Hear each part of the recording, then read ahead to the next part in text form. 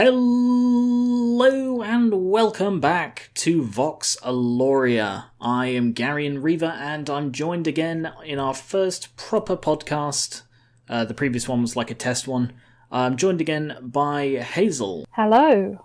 And Charlie. Hey, So, Vox Aloria. If you haven't already, I suggest you go see the first one. We talk about a few things like what sort of thing we're going to be doing in this, and also where the name comes from and stuff like that. So, a quick outline of what we have planned for this podcast.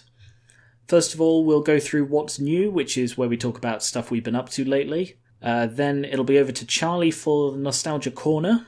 And what have you got planned for that? I'm going to be talking about an old game I used to play. Some people probably might have heard of it, but a lot of you won't have, so that'll be fun. What's it called? It's called A.R.S.E.N.A.L, Taste the Power. Okay. Then it'll be back to me for a debate about The Good Place TV show. And then over to Hazel for Theory Time. And again, if you have better names for any of these segments, please let us know. And the theory, Hazel, is what?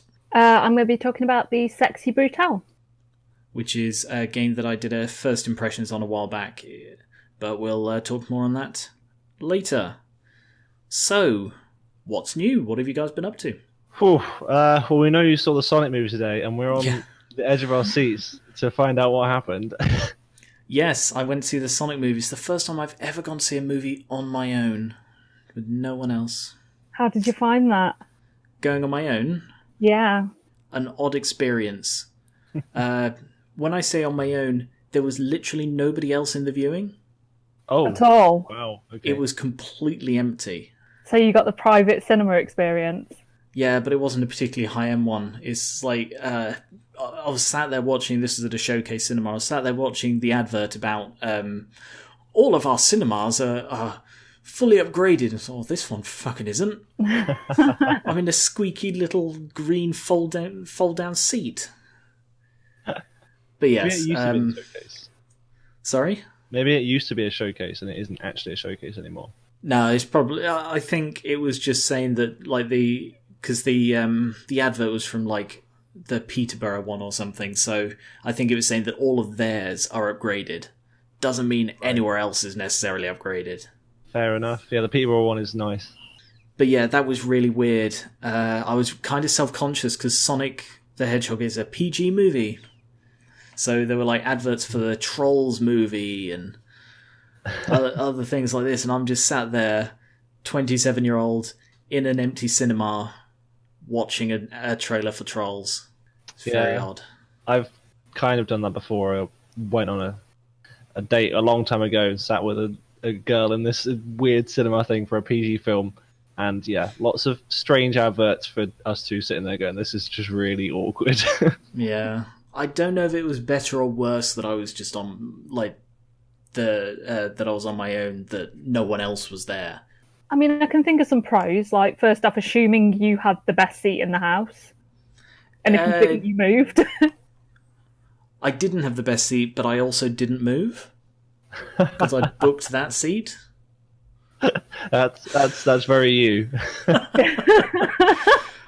I did think about moving, but the seat wasn't bad. It was like central and it was about halfway up. But I assumed it was like the fancy ones where basically every seat you can get the angle so you can see it perfectly.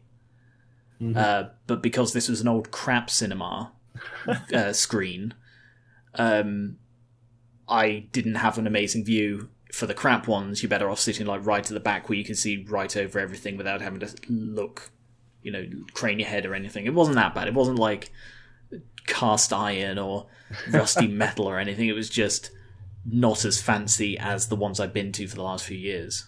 Yeah. Just old. Yeah. The film. I'll happily talk about the film. If it's all right, I'd like to go into spoilers in a bit. I'll go through a sort of spoiler-free thing as much as possible. And then there will be a spoilery section, if that's okay with you two. Yeah, that's fine. Yeah, that's fine. I probably won't watch it, so meh. So if you're not interested in spoilers, I'll let you know before I start with the spoilers. This is talking to the viewers. And you can just skip ahead to the next bit. All of the timestamps are in the description of the YouTube video. I don't know what other platforms this is going to be on. But yeah, so you can skip ahead if you want. It wasn't very good. Oh, Saw that one coming. I heard mixed things about this going in. Like, I'm going to sneeze in a moment at any point. I heard mixed things going in. I've heard some people say that it was funny throughout. I heard some people say that it was a good movie and a good video game movie. It wasn't any of these things. The writing was pretty bad. There were some really good laugh out loud moments. intentional? Yeah, I think so. There weren't many that were unintentionally laugh out loud, but then again, I did also laugh at the Trolls trailer a little. That actually made me giggle a bit. But anyway, I was kind of glad there was no one else in the cinema when I laughed at that. But anyway, the writing was bad, the acting was really bad.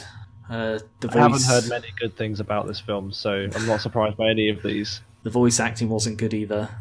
I need to look this up. I don't think it was Sonic's normal voice actor. Right. Because it sounded higher pitched. I think he's probably had several voice actors anyway. He has, but I'm sure he's had like one for the last 15 years or something. Ben Schwartz. Oh, it's Ben Schwartz. Ha. I know him from College Humor. And it was James Marsden, who I didn't recognise. He was in Saved by the Bell, The New Class. Amazing. Don't know series. what that is. No, I'm kidding, it was terrible. But he was also Cyclops in the X-Men movies. I haven't seen many X-Men films either, so... They're not very good either. Me neither. But I'm certain he's not... Hang on, I need to find out. Sonic the Hedgehog. Who is his current voice actor? Sonic, fucking hell. How many times have I clicked to find this? English, here we are. Okay, so he's been voiced by Roger Craig Smith for the last 10 years. And they thought, so yeah, obviously. Who can we get to voice this animated Sonic in a movie? Should we get the voice of Sonic? Nah. Let's get the guy from College Humor. He's been in other stuff. I've not seen him in any other stuff, but I've heard he's a decent actor and stuff. But anyway, the voice acting wasn't very good. It was okay. Some of the funny bits were to do with Sonic, but I feel they wrote it badly. So this had Jim Carrey as Robotnik. Wait, hang on. Robotnik, is that the evil dude? Yeah, Eggman. Yeah. Oh, is he actually like a human in it, or is he's a human. CGI? Okay, no, Sonic's the only CGI character for obvious reasons. Yeah. I would love to see Jim Carrey as that. I will have to Google him after this. I didn't think he did this sort of thing anymore. I thought he'd really gone sort of normal after he had a bit of a mental breakdown or something. I don't know, he sort of went on and talked about how he'd been really depressed. I don't really remember. This is all like pinch of salt with everything I'm saying about Jim Carrey. I thought he was always mental, so, Well, he was, but I'm sure he went through like a stage where he really didn't want to do that kind of thing. I could be wrong. Don't know. But he was all right in this. I'm not going to say he's entertaining. He had his moments. That's so mean. It's not him. He clearly tried really freaking hard with this. And so the only savable parts with him were him. The writing was bad, but he did well. Mm-hmm. And I think that's sort of an underlying theme. Like the people in it did actually try hard, except the writers, and some of the actors. Is the theme of the film actually anything to do with the Sonic games? Or is it just I think I'll talk about that in the spoilers. I don't like to talk about spoilery stuff. I don't know how much to go into spoiler, but I'm just sort of trying to sum up the movie before we go into the spoiler section. But they wrote the comedy badly. Mm-hmm. So I'm trying to think. All right, this I hope doesn't count as spoilers. So the main sort of humour of it is Sonic being weird and Robotnik being weird. Mm-hmm. And it was done poorly.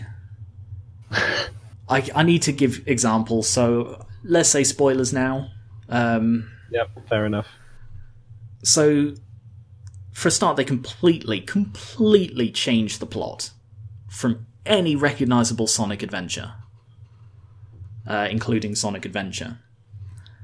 It starts off with Sonic as a baby being raised by an owl, and it was so freaking cliche. She was like, "You must hide what you're like, Sonic, because if people find out you have this power, there will always be evil people who want to take it from you." Where the fuck did this come from? This is not in any Sonic canon, I'm certain. I've played a fair few Sonic games, mostly the 3D ones. I'm not really a fan of the 2D Sonic, and I know that's like sacrilege to a lot of people.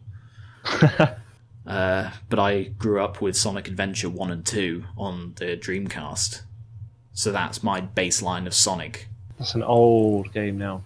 Yeah, it's been re-released on PC. I think I did a first impressions of Sonic DX. I kind of stopped looking at Sonic games after like the GameCube or something. Yeah, the GameCube was probably my peak as well with Sonic Heroes. Sonic Heroes was actually kind of okay. It had some bad bits, but it also had some good bits.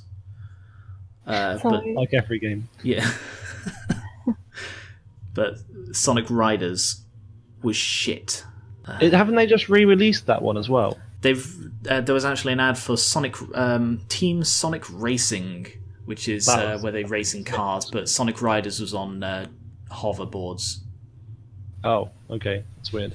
Yeah, so they open with this, and it's completely bizarre. But I think like the people who eventually found him and murdered his guardian.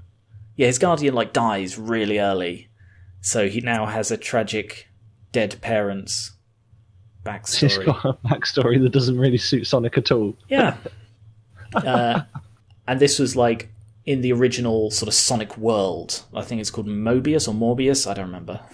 But I think the people who murdered his guardian were the Echidna tribe from Sonic Adventure. You don't really get a good look at them, but they had that kind of look about them. So they've tried there. Yeah, there were tribals in Sonic Adventure. But yeah, so she gets murdered off, this owl. And then he gets sent through a ring portal. That's what the rings are in the movie. They're portals. So he gets sent through a ring portal, and it's implied that he's been sort of hopping between worlds for the last 10 years. So he's about like 12 years old when the movie takes place. And he's on Earth, and he's been living there for a while, and he spies on people in Montana. Spies on people? Yeah, because if he reveals that he's there, he'll have to leave again. So he just sort of moves around really quick and watches people through their windows. And comes up with stories about who they are. Fair enough. I mean, that's what I would do if I was a really fast alien creature. Yeah. It's weird how much of a focus there is on him being an alien. Again, that's not something I expected. But the movie's about him getting really sad about being all alone. So he accidentally triggers an electromagnetic pulse by moving so fast he generates electricity, which causes the government to immediately call in Dr. Robotnik, played by Jim Carrey, who comes in, finds him, is a massive dick to literally every single person he encounters. And then they have to go to San Francisco to recover Sonic's bag of rings because they fell through a ring into San Francisco. And it's like a road trip with him and James Marsden, who is like the police officer from this middle of nowhere tiny town. And there's a massive manhunt, and he's suspected of domestic terrorism.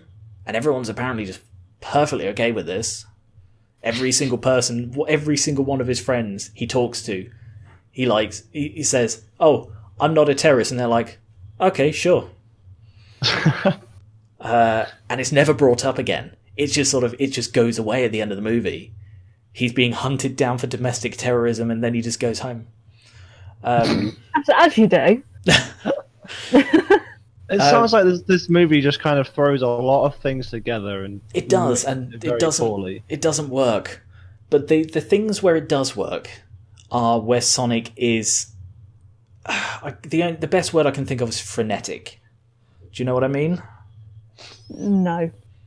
Where he just does random shit really fast. So, like, probably the highlight was actually in, I think, one of the trailers, where they're, like, driving and Sonic sees a billboard for the world's biggest rubber band ball. And he's like, oh, we have to go there. And he's like, no, we're being hunted by the government. We don't have time to stop. And he's like, but it looks fun. And it's like, no, we can't stop. So then Sonic zooms out the window and then reappears seconds later holding a load of rubber band balls going, yeah, you're right, it was a bit boring. But the gift shop was good. That was funny. But the thing is, they don't do enough of that. And when they do, they tend to drag it out more. Or the other characters are just a bit too weird. So I was thinking about this on the way back. When you have this sort of contrast comedy, you have to have the great contrast. You can't have every single character be weird, because then they're not weird. That's just what the world is like. Yeah. Whereas Sonic and Eggman were supposed to be the really weird people. And it did come across a bit, but there was the other people were still too weird. Like, there was a bit at the beginning where the government, the US government, army and CIA and whatever, were all meeting to discuss what they're going to do about this EMP. And one of them suggests bringing in Robotnik. But the thing is, they're all just, I don't know how to describe, they're all too weird. You know, none of them talked like professionals. And that undermined him being weird. Right. If they'd been all like consummate professionals, you know, really stuck up, and apologies if you can hear that car. I think it's like 3 motorbikes or something. No, can't really hear it. Okay. Well, if they'd just all been like really straight-laced, you know, we have to bring in someone to deal with this. This could be terrorism. Robotnik, he's strange, but he's definitely the best man for the job. And then he arrives and he's just a wacky wacky dickhead to everybody. Then that would be funny. But if they're like, oh, I don't know, he gives me the creeps. Oh yeah, he gives me the creeps too, man. But I think we got to go with him. It undermines it. Mm. And it's like the same as well, where Sonic is really weird and frenetic, and yet people just go along with it. You have to, if someone does something really weird and wacky, you can't just go, oh, okay. The comedy lies in going, what the hell just happened? Yeah, because if the world's already been desensitized, if you like, to the weirdness and the wackiness, yes, then the audience is as well. Exactly. The other big problem is that they couldn't be consistent about Sonic's speed and abilities. So a couple of times, Sonic makes time stop. And there was like one in the trailer where he fights a load of missiles and just basically moves around them. But there's another time where he's in a bar fight. Don't ask. He's in a bar fight. And he's getting charged by someone. And he stops time. And he moves around and he sort of sets up a load of things, messes around a bit, and then sort of returns to where he was. And then a second later, everybody sort of falls over because of all the things he's done. He's not that fast. Yeah. And if he was, it takes any peril out the situation. Yes, yeah. You then have to question, why didn't he move that fast when, you know, people were attacking him? When he got blown up at one point, or when he got shot by a tranquilizer. He apparently wasn't that fast then. There's the difficulty with like superhero movies in general is you can't make them all powerful, otherwise you haven't got a movie. Yeah, that's the problem with. And it seems like they tried to give him. It's also the same in 40K as well, I suppose, because everything we were discussing this. I think the other week, everything is the most powerful weapon ever, and it can do all of this. And then in game, it's just like it's just crap. But it's like they're doing that within a movie within the space of 10 minutes. It's kind of, you know, this guy is able to stop time, set up loads of things, and get everyone knocked over. And then at the other end of the spectrum, a policeman comes in, shoots him with a dart, and he just goes down. Exactly. He doesn't even seem to notice that it happened. So it's really inconsistent. I was trying to think what else there is to say about it. The animation, the CGI on Sonic is a mixed bag. Sometimes it's really kind of good, and other times it's really weird, and it's much better than the original design they had for it. And I'm still kind of convinced that it was a deliberate ploy. What do you think if there wasn't any outrage over the design in the first place then? No, there was always going to be outrage. I think it was deliberate that they deliberately did it shit. Oh, what, the trailers were not representative of the final film? I think the original trailers were done that way in order to drum up free promotion by everyone going, hey, look at the trailer, isn't it bad? And then they fix it, and then they're the heroes who've had a load of free promotion. That's dubious. It's almost like Robotnik would do something like that. But like the movie ends, this, still in spoilers, big spoilers. The movie ends with them sending Robotnik to... Oh yes, they also make loads and loads of jokes about a mushroom kingdom. Like really early on, Sonic says, "Oh, the next place I have to go if I'm discovered on Earth is a world of mushrooms. I hate mushrooms. Who likes mushrooms? God, aren't they the worst?" Is there a mushroom theme in Sonic? No, it's a reference to Mario. Oh, okay. I was going to say, it sounds more like Mario than Sonic. It's clearly a reference to that. And at the end, they do send Robotnik to the mushroom world. And when he's there, he shaves his head bald and gets the giant moustache that is like more representative of the one from the movie. From the game, sorry. Right, yeah. And he gets really fat. He hasn't got fat yet. But then he's like... anyone else here would have died, but because I'm so smart, I'll get back home on my own. And I kind of believe he could, because this Robotnik is very smart. He's just a bit weird. Just a bit goddamn insane. Yeah. And then right at the end, in the sort of mid-credit scene, Tails arrives on Earth. And then displays Sonic's speed? That was weird. No idea. So I think in... Thinking about a... sequel then, is that what they're setting up? I'm fairly sure there will be a sequel, and there'll probably be tales and people are talking about who could voice Knuckles and so on. And I think there is potential. Oh yes, that was the other thing I was going to say. This did the Smurfs movie thing. Have you guys seen the Smurfs movie? No way. No, neither have I. But I've seen a review of it. And there was also a trailer for Peter Rabbit 2, and that also apparently does the Smurfs movie thing. What is the Smurfs movie thing? It's where they have an animated character who is the star of their own thing. They come to the human world, or they're in the human world, and they just move in with a married couple. As you do. The Smurfs did it. They moved in with Neil Patrick Harris and his wife. The Peter Rabbit movie apparently did it. I haven't seen either of the Peter Rabbit movies, but it looks like, yeah, they just live with a married couple. And now Sonic's done it. At the end of the movie, he moves in with the wanted terrorist. The wanted terrorist. Nice. Back to normal. Also, there was a fair bit of product placement. Like, there were at least 2 massive references to Olive Garden, where they're like, God, isn't Olive Garden amazing? Oh yeah, their unlimited pasta is fantastic. I love Olive Garden. Here, have an Olive Garden certificate. Ugh. That's awful. Or the other one I noticed was they were moving to San Francisco, and she was like, "Oh, I was looking up apartments on Zillow." Who says that? Apart from someone promoting Zillow. Overall, I don't know. I don't think I'd recommend it. It wasn't very good. I'd say a sequel could be better if they have much less focus on the humans, because seriously, fuck humans. If I watch a movie about Sonic, I want to watch a movie about Sonic, not about humans. And they even had the cliche thing like he's talking to his wife on the phone who's visiting her sister, and he goes, "Oh, has she convinced you to dump me yet?" And it's like, oh, for God's sake, who gives a shit? It's the Smurfs movie. So overall, it's a thumbs down then? Overall, I would say thumbs down. Fair enough. I think it is a step forward for video game movies, but that is like saying once you crawl onto the lip of the volcano, you're no longer in the lava.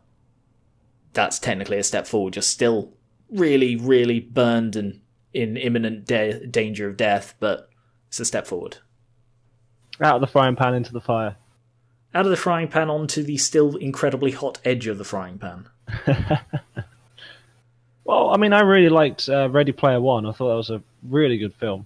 I've not seen that. I definitely recommend it, especially for just in terms of sheer number of references. There's so many references in that film to different video games and stuff like that. But the plot doesn't make a great amount of sense, and it's quite fantastical. But I could definitely see how VR could develop into that sort of situation and be that fun and that immersive. So hopefully we actually see that. That'd be great. I'd love that. I heard it was just like a giant advert or something. I think a lot of people who don't game and stuff like that think that it's just like, oh, this is all these games that they're throwing in there, but it's actually references and characters and different things happening. There's the Iron Giant from like an ancient film. So Wow. I don't know where that film is. I just knew the Iron Giant from it, and you get like An a power ancient up. film. Wow, you're going to really upset a few people there. How old is the Iron Giant film? I feel like that know. came out when I was 4. 80s? 90s? It's got to be 90s, isn't it? The Iron Giant, 99. 99. So I was 4 Ancient when it came out. Ancient film. Well, it's ancient in terms of today's Disney films, isn't it? Is it even Disney? I don't know. Think it's... I've already closed it. Hang on. Don't worry. Doesn't matter. I'm looking it up now. It is Warner Brothers. Warner Not Brothers. Disney. Fair enough. Still, films have come a long way since that one. But there's lots of different things in there, like from Overwatch and stuff as well. You see Tracer, obviously, in the trailer. That's a big one. But there's loads of others, and it's like trying to count as many as you can. I might watch it in time for the next Vox. You could definitely fit it in. It's not a stupid long film. No, I'm not thinking it's going to take me a month to watch it. It's more, I will watch it like a day or so before we record again. Oh, okay, fair. Sorry, you cut out just before you finished the sentence. I got like the next Vox. That was all I got, and I was like, I'm going to jump in with this and say this is what you said, but I was wrong. I do actually like the mad science dude in that. I think he's really lovable. In The Iron Giant? No. In Ready Player One. Right. Anyway, moving on away from a film that we didn't even watch recently. So that's Sonic. Let us know your thoughts in the comments. If you could keep spoilers to... Can I get away with saying, can you keep spoilers to a minimum if I just spoil a load of it? Not really. No, fair enough. Okay, yeah, spoil away. If you're watching this and you don't like spoilers, sorry. Don't read the comments, I suppose. Don't read the comments. Based on your review, I feel like the biggest spoiler for the film would just be seeing it. That'll just spoil that idea of the film. Actually, funny you should mention that. I was watching another podcast, the Weekly Planet, yesterday, or listening to, I guess, podcasts. You don't watch them, and they were talking about The Invisible Man. What about him? The movie that came out just now, recently. That's a movie? Didn't even know. Neither did I until... basically live under a rock. Well, I don't, but I didn't know it was a movie. But I don't know anything's a movie. I just realised that there's a second Pacific Rim today. I just started watching it on Netflix. The second Pacific Rim is out? Yeah, it's on Netflix now. Okay, apparently I do live under a rock, because I didn't know that either. Apparently it's been out for ages. It's been out long enough to be on Netflix, which means it must have been out at least a year. Wow. Unless it was a Netflix exclusive. No, definitely didn't have all the Netflix I have advertising. to look this up now, aren't I? It's done by Legendary and was it Warner Brothers as well, or was that Uprising? Universal? Holy shit! Uprising. 2018. 2018, 2 years ago. Oh my god! How did we just not know about this? No idea. But the start's quite good. That's as far as I got before I had to come record this. Wow. I haven't heard of Pacific Rim as a thing, so... I'm sorry? My rock's just buried under all your guys' rock. This is making us seem really bad now. Oh, yeah, Pacific Rim is just giant robots fighting giant monsters, so if you're into that kind of thing, give it a try. Yeah, it's not very good. And you could get the same experience by watching the Diva short for Overwatch. That's essentially the plot of Pacific Rim. It is basically that, yeah. It's just massively expanded. And it's for people who like to watch big things punching big things. Because there's a certain class of people who love that entertainment, don't they? You know, people who like boxing. Do you like boxing? Watch Pacific Rim. And people who like science films, sci-fi films, sorry. Not science films. It's definitely not based in science. It's very much there were like 2 nerd scientists in the first one. There were. That means it must be science. Have you actually listened? It's just a load of gobbledygook. Science. But yes, Invisible Man. That came out recently. Apparently it's good. But they said don't watch the trailer. So immediately I went to watch the trailer. Don't watch the trailer if you want to watch the movie. Because it gives away the entire plot. Fair enough. Almost in chronological order. I'll watch the trailer so I don't have to watch the movie. So I don't have time for that. Yeah. It's like a 3-minute trailer, and it really does just give away all the twists. It's not my kind of movie because it's a horror movie, and by the sounds of it, it is creepy, and I don't like horror, so that's why I watched the trailer. And it did keep me up a little, just the trailer. Okay, I don't like horror either, so I'm just going to skip the trailer entirely. I don't need to see this film. I don't care. That's it. I'm dusting my hands and walking away. Done. Hazel, what have you been up to? Where to begin? So I actually did something super, super exciting weekend before last in real life. So I'm coming away from media a little bit, if that's okay. Mm-hmm. I went to the NEC in Birmingham to the Bear Grylls experience. Oh, yes. Nice. And I spent a whole day there. So drinking your own piss? Not even a little bit, but we did do some really, really cool things. So we did archery, we did an indoor skydiving session, we did like a high ropes thing with a zip line, and it was extremely windy and stormy, as you know, every weekend this year has been. So that was terrifying. Not even scared of heights, but that was scary for me. We also went diving with sharks. Oh wow! In Birmingham. Oh, crap. That's amazing. Yeah, which was a really new experience. I've never been diving before. Never mind with sharks. They're all like, don't get me wrong, they're not like Jaws sharks. You know, they're little pacifist sharks. Are they detoothed? It's probably illegal to detooth the shark. I have actually no idea. But obviously it's Birmingham, so we're not out in the sea. It's in a it's Birmingham, so they're all vicious anyway. Disclaimer: I have no experience of Birmingham. It's actually all right. It's all right. It's not a bad place. I'm sorry if you live in Birmingham or are from Birmingham or know someone from. I'm just sorry. Carry on. They're all sorry too for just how they are, so it's fine. Damn. It's kind of like our Sea Life Centre, how sharks are contained in a Sea Life Centre. Mm-hmm. It's kind of that setup. So the tank's only 4 meters deep, so you're not diving particularly far. But what it does mean is the sharks are very close. Watching in, you'd assume they'd all swim away. The sharks, the fish, there were rays in there as well. But no, they come really close. They're all pretty excited about the bubbles that are coming out your mask. What were you going to say there? I don't know if you've seen Finding Nemo, but there's that fish that's like bubbles, bubbles, bubbles. That's how I've seen it, but I don't know it well enough to pick out the bubbles, bubbles, bubbles fish. Yeah. I know exactly what you talk about when you say bubbles. Yeah, and they're all kind of like that. And the first thing they said to us was, when you go down, when you breathe out, make sure you look up, because that's where they're all going to be. And that's exactly where they were.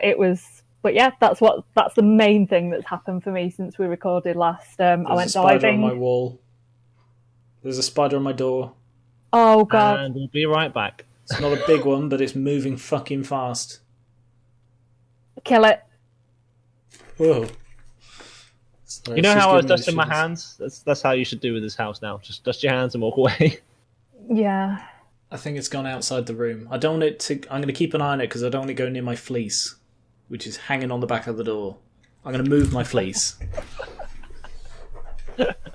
Oh god, there it is. I'm stressed for you. I'm stressed for you right now. Spiders are not that bad. What's wrong with you people? They're quite Fuck you, Charlie. It's hiding in a little crevice next to the door. Like the architrave of the door. I have been diving with sharks. I will not sit in a room with a spider. That's a relatively new thing that you get to be able to say. Yeah. Nice. So that's the That's Would the you biggest recommend thing it? happened for me. Absolutely, 100%. We when we went, we'd got a deal where we got all the activities packaged into one day, and we got it super cheap in comparison to if you get them separately. So if you were thinking of going, or anyone who was listening was thinking of going, I'd say like watch out on things like, I don't know, Groupon or something, and just get a deal in, because it is a pricey thing to do, but well worth it. I also had to navigate.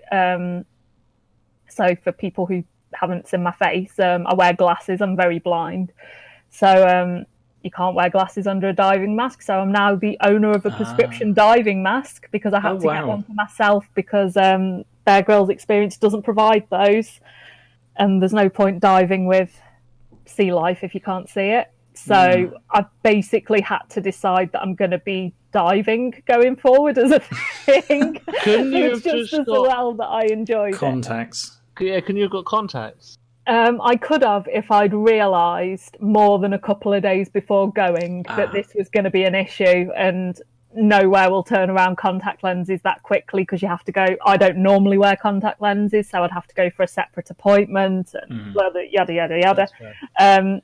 But there was a diving mask place that could turn around and order next day delivery. Wow. So yeah, before I'd even tried diving, I've now committed to that as a as a semi-regular hobby, just so I can get use out of that mask. That's fair though, 'cause diving's fun. I've been once or twice, and it's quite good. Yeah, it was absolutely brilliant. More difficult to walk under the water than expected. I thought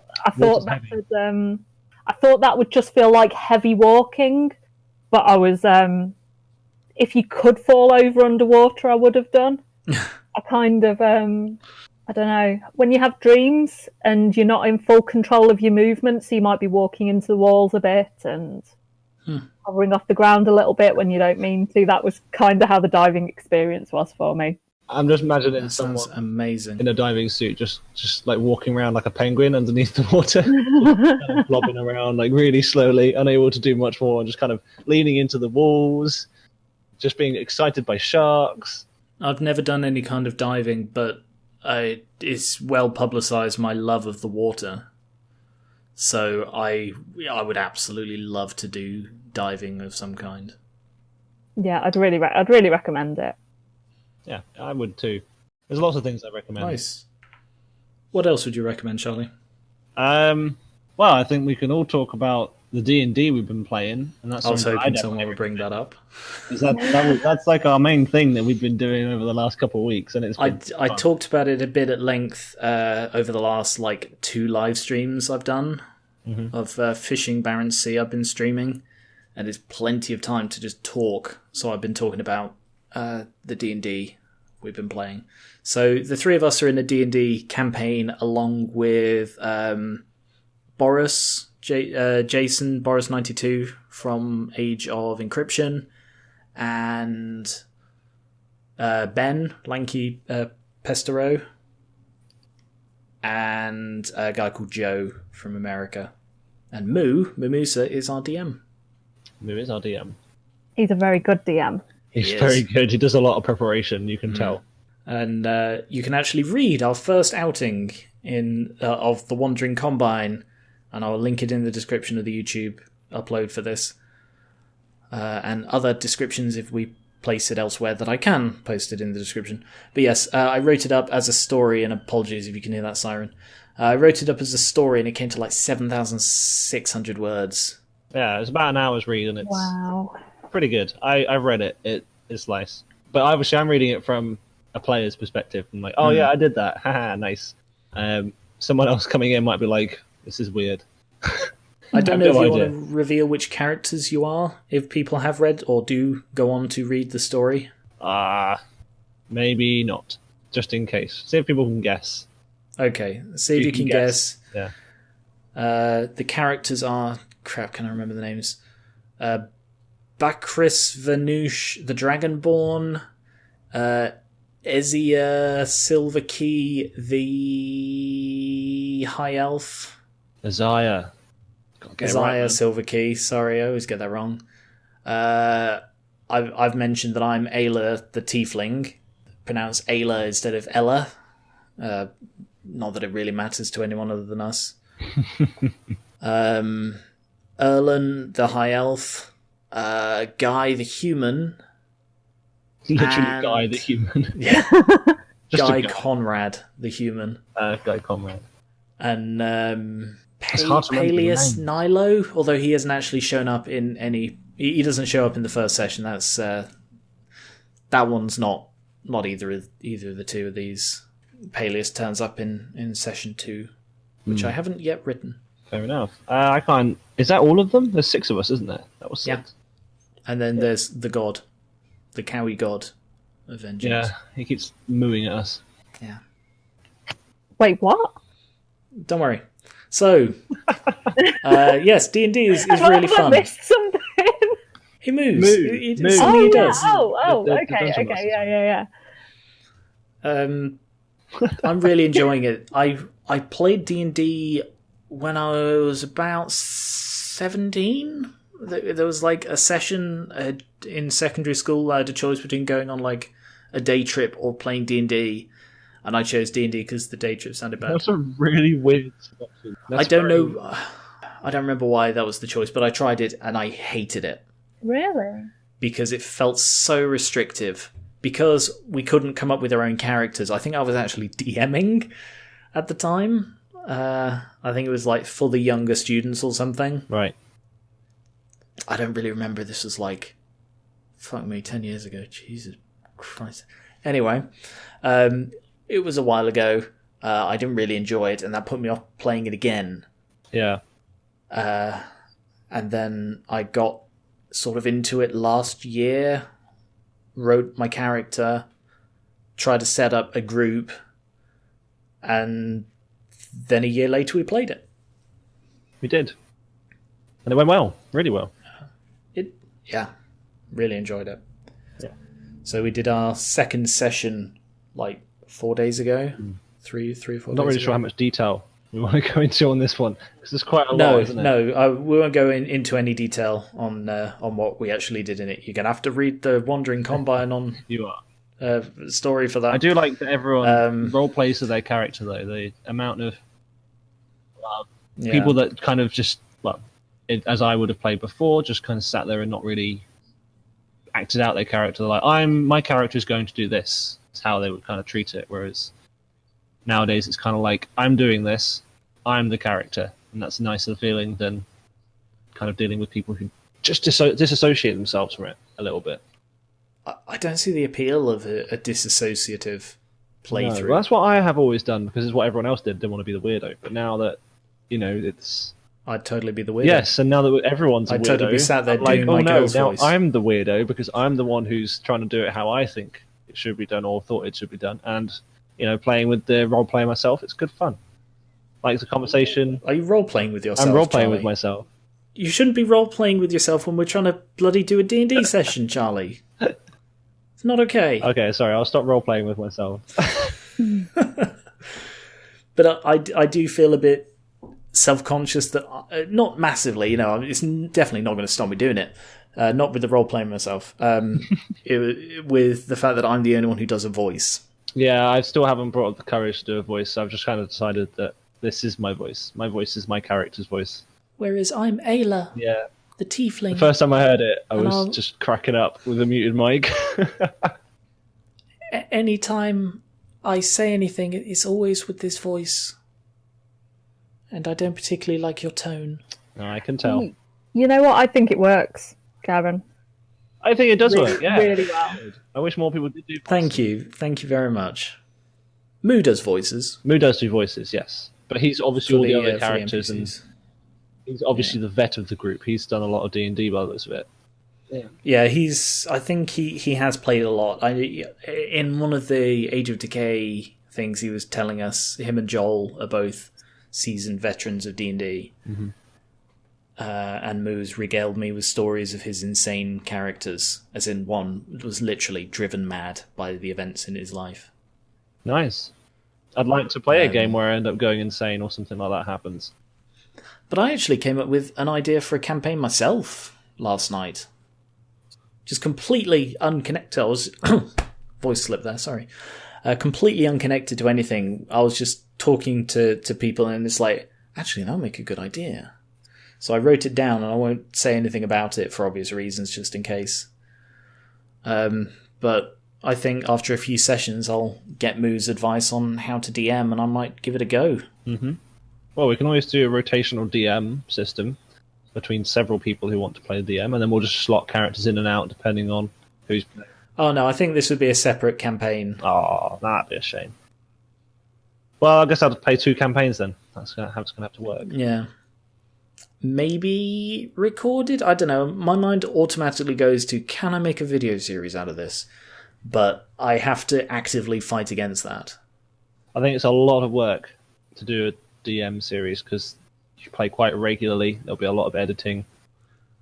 I'm not sure how regularly we will play, but hopefully I'd be able to rig it up with OBS so that we record essentially Roll20. Yeah.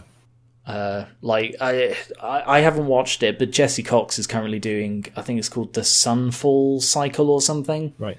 And that uses Roll20 cropped with people on face cam. Okay. I don't know. It's just musing ideas. I've only played 2 sessions, so I'm definitely not in a position to start DMing. No.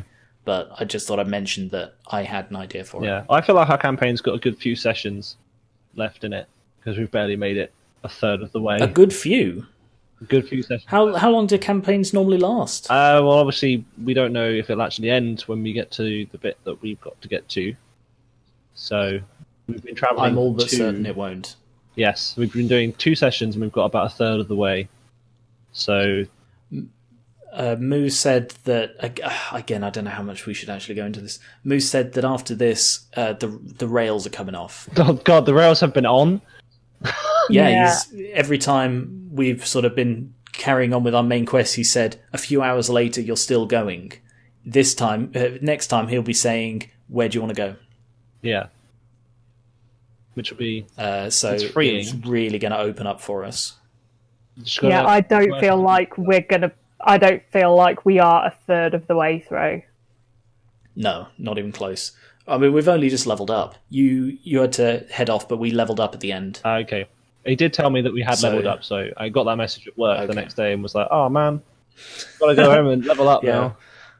We spent a while leveling up our characters after you'd gone. Yeah, that is something I do know how to do quite well. I've done it a number of times, so I should be okay. How high level do you think... We shouldn't spend too much longer talking about this.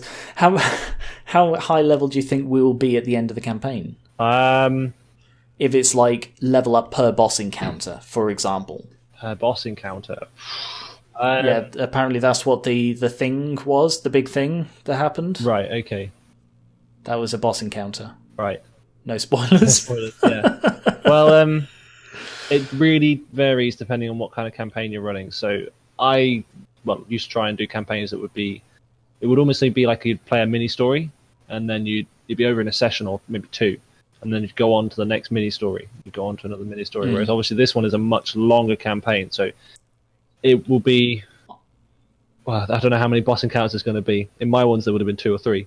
You'd end up level 2 or 3. I assumed it would be a series of mini stories. That's essentially how it was pitched to me. Yeah. But I'm perfectly happy for it to be a longer arcing one. Yeah, I've never. And if I did one, it would probably be a longer arcing one. Yeah, I've never had the time to put a longer arcing one together. So, once you've done all the planning and you've got the whole thing there, it's great.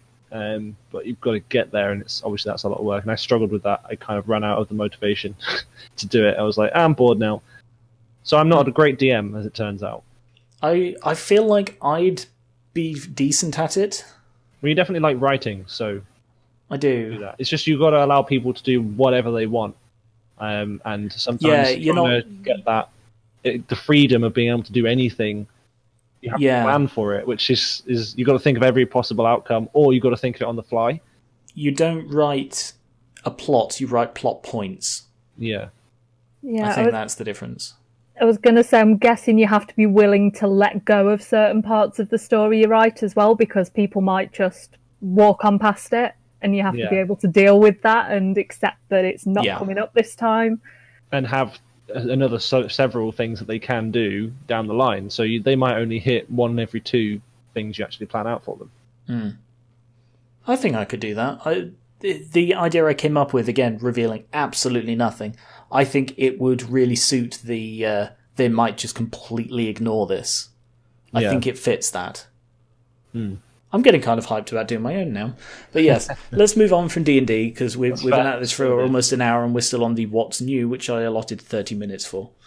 We did well on this one. So, Charlie, over to you for Nostalgia Corner. Okay, so I'm not really a nostalgic person. I tend to look back on things I've done and I'm like, why did I do that?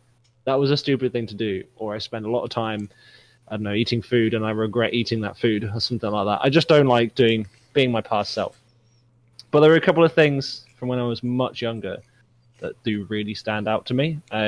One of them is a game called A.R.S.E.N.A.L, Taste the Power, which is an old game now. It was released in 1998, the original. I haven't had much time with the original. I played the second iteration because obviously I was 3 when the first game came out. The other one came out in 2002, so not much later. And my next door neighbours had it on their PC, had it installed, because the guy was quite a gamer. Like, he's probably the first gamer I ever knew. So I used to play a lot with his son on this game, and it's pretty much a strategy game, first strategy game I ever played, and it's kind of what created my love for strategy games throughout my life, because it was, oh man, thinking about it now, I really miss it.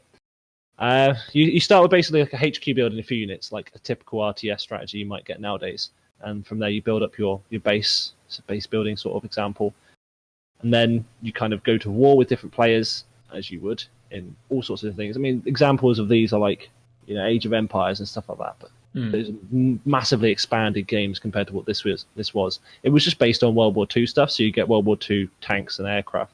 So you'd have like Shermans and T-34s, and all your aircraft would be Spitfires or whatever. The B bomber, that was my favourite. I loved that plane. It was good times. So yeah, I used to go over literally to my neighbour's house and sit playing it for absolute hours, just with this other guy that I still know really well today. I went to his mum remarried. I went to her wedding, second wedding, and we had a blast of a time, reminiscing about all of our childhood struggles with this game and things like that. He used to basically control the army and the navy, and I'd just do the air force, which is because I loved planes back then. I'd send massive waves of bombers against different targets, and it looked like, you know, from my childhood eyes, it looked like the images that I know from World War II of all those huge bomber formations I used to do, and I'd have that flying across the screen. And I was like, yes, I have the power, literally like how the title of the game is. But the real strength of the game back at the time was basically they had like this karma system built in.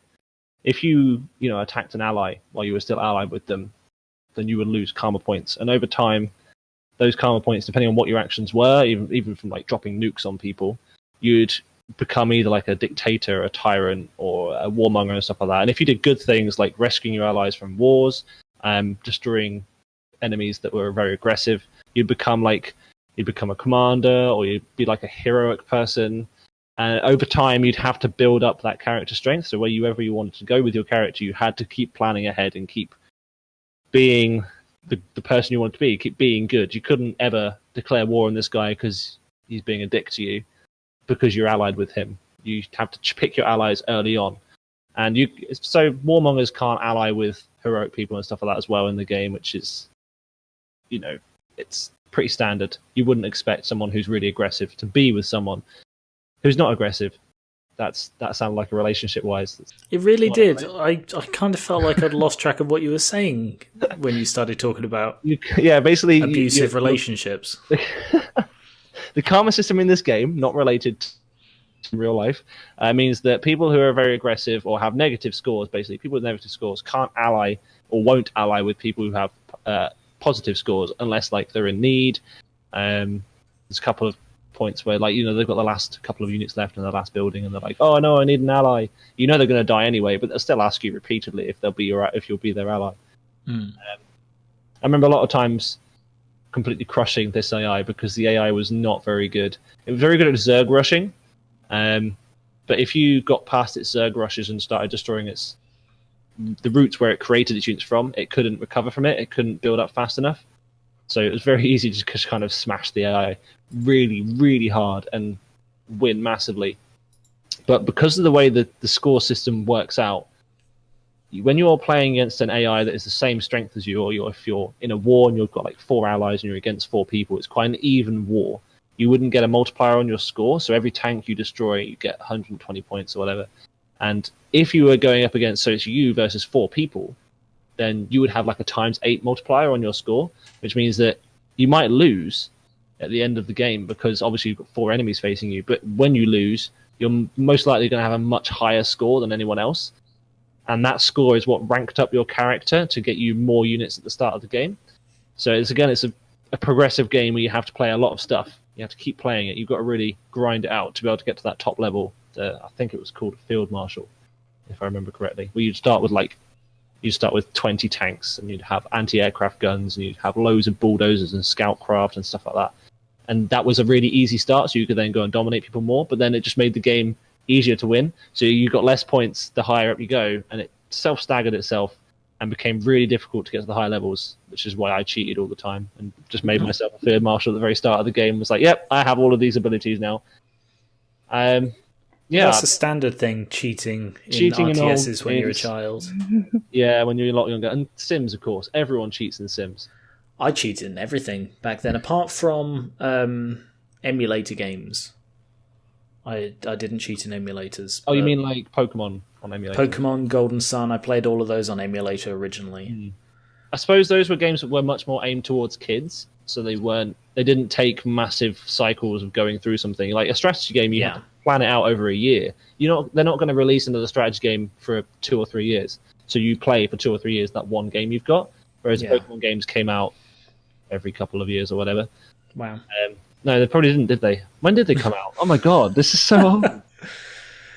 How often are the iterations? I originally played Civ 2 Test of Time and Age of Empires. And they were my big strategy games that I played as a child. And then Age of Empires 2 when that came out, but 1 was always my favourite. Yeah, I did have Age of Empires 2, but I didn't play a lot of it. It was this A.R.S.E.N.A.L game that really got me into strategy, and I still actually have it on my computer now. I can open it up and play it right this second. Wow. And I do play it like once a year or something, just for old time's sake. But it's so old now. Looking at it, I'm just like, it's literally like it's 2D sprites on the screen. It's not even an engine. It's an old game. And again, the AI has not aged well. You can get the original one for free. The second game, which is a much better game because it could come out 4 years later. That one it's got a free demo. You can play half an hour of a battle and it ends you. Which is weird. Just annihilates you, or the game ends? The game ends. It just stops you. It's like to be able to play more, you have to buy the full game, which is pretty standard. But they haven't ever reduced the price because it's kind of like a forgotten about game. So it's still £20 or something for this game license to be able to play the full game. So if you really enjoy playing the first one or the demo, then yeah, sure, go for it. But nowadays there's so many better games you can get for 20 quid that you'd play much more time with. I mean, I've bought it once and my license has always been upgraded from computer to computer, so I haven't paid any more over the years to have it like reused. I just moved my license over.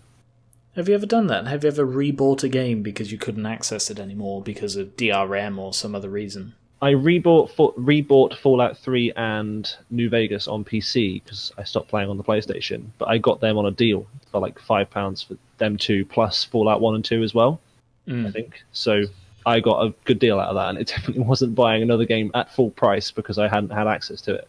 Yeah, because I've heard about people... Because Spore had like really stringent DRM. Yes, so you could only install it like 5 times. That is actually one I'd have rebought at full price before Spore. I never did. About that. I don't know how we didn't hit the 5 uploads, 5 installs, but I'm certain we must have.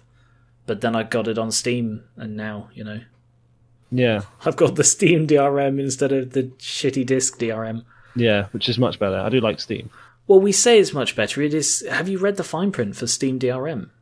No, actually. Is it a lot worse? They can essentially take away your account, and you have no claim to any of the games on it. Wow. Has that ever happened? I've heard of people having their accounts pulled, but Really? usually it's for really bad things. Right. But the fact that it is possible that they can just take away hundreds and hundreds of pounds worth of games. That is a really scary thought. Yeah. It is. And it's not something they ever had to deal with back in 1998, is it?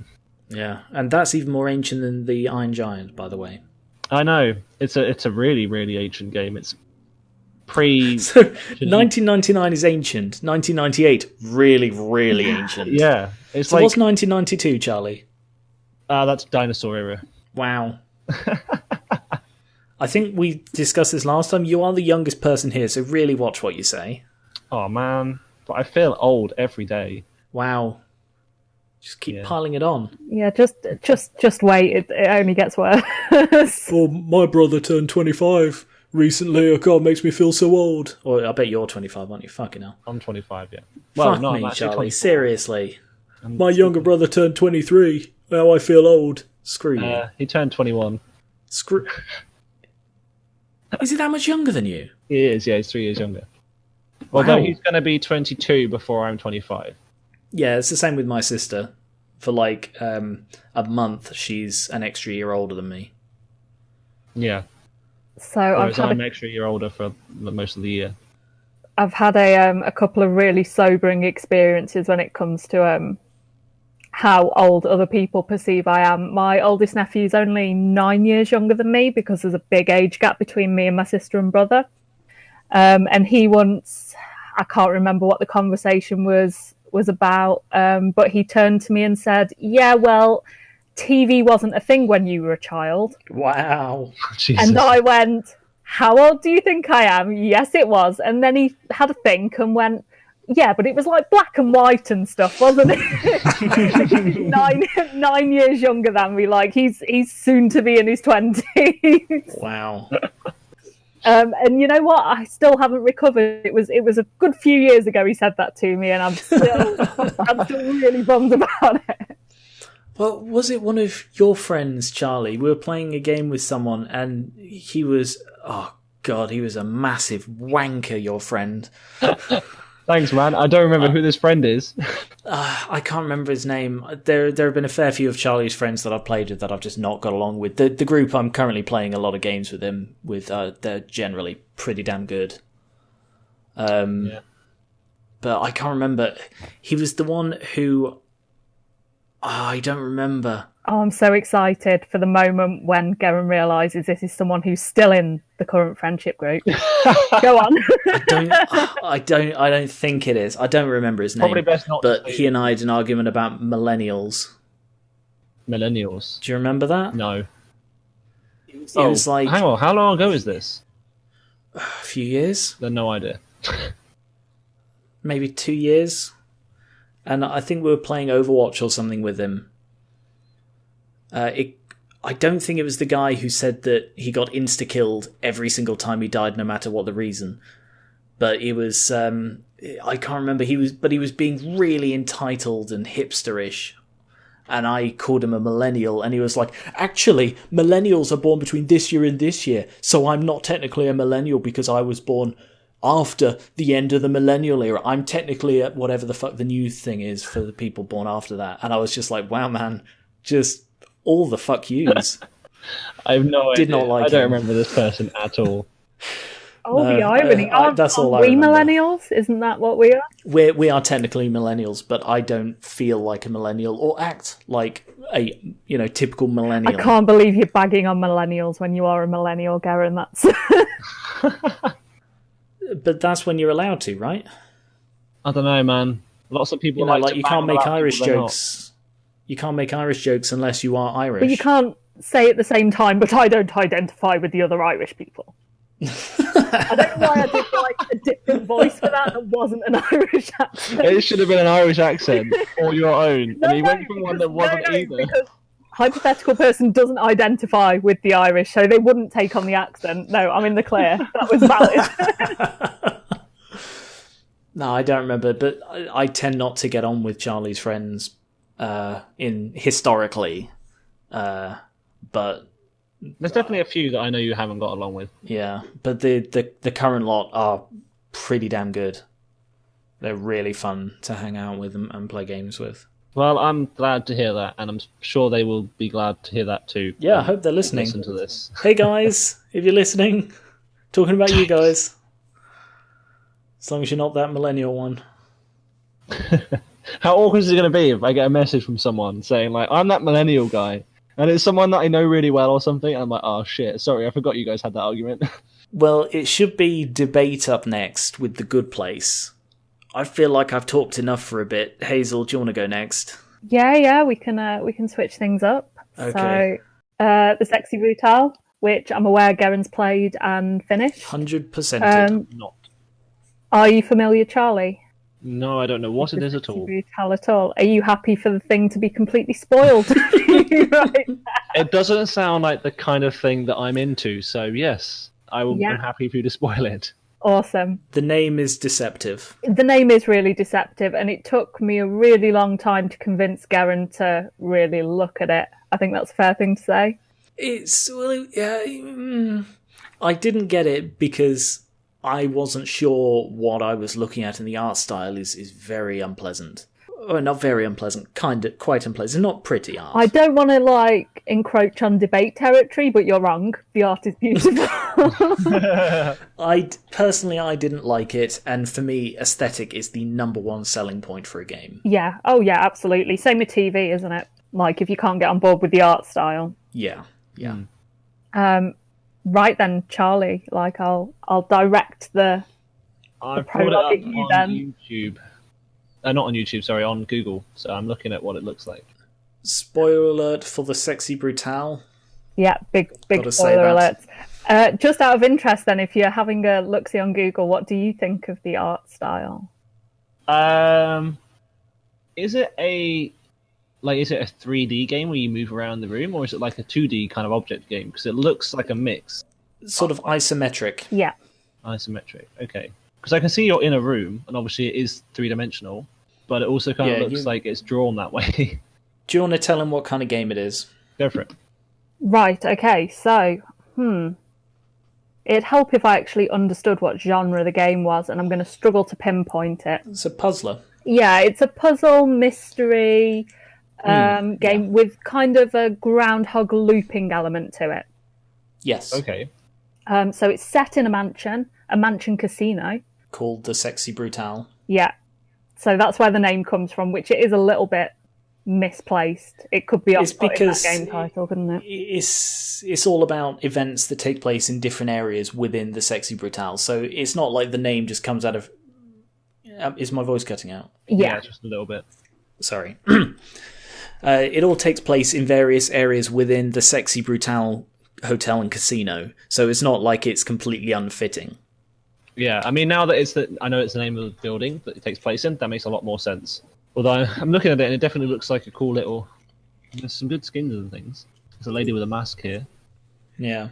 Yeah, so the premise is that you are in the casino mansion and there are murders or untimely deaths taking place at various places in the mansion. So each level, if you like, you're working through a different section of the mansion, trying to figure out how to save people. So it runs kind of in a real-time day. There's a little pocket watch that's ticking down the time in the day. Mm-hmm. And at certain points, certain characters are going to die. It's not real time. Well, it's not real time, but... No, but it's like it's a time scale. It's like a 10-minute day. Yeah, there's a time scale. Yeah. And your aim is to figure out how to prevent those deaths and learn a little bit about what's going on along the way. Everybody's wearing masks. I think it's a masquerade party setup. But we'll come on to a little bit of the theory of that later. I don't know how quick to spoil this. No, the spoiler tag's up, so spoil away. Yeah, spoil away. I say the spoiler tag's up. We mentioned it. Carry on. So you move through each section. Once you've saved somebody, you can move on to the next section. But if you go back, they're still dying. They're like the the day will repeat. If you fail, the day goes back to the start. If you succeed, the day goes back to the start. So you're continuously playing the same day. Something that's really interesting about the game is the soundtrack. First off, the way it's composed really gels with the events of each level.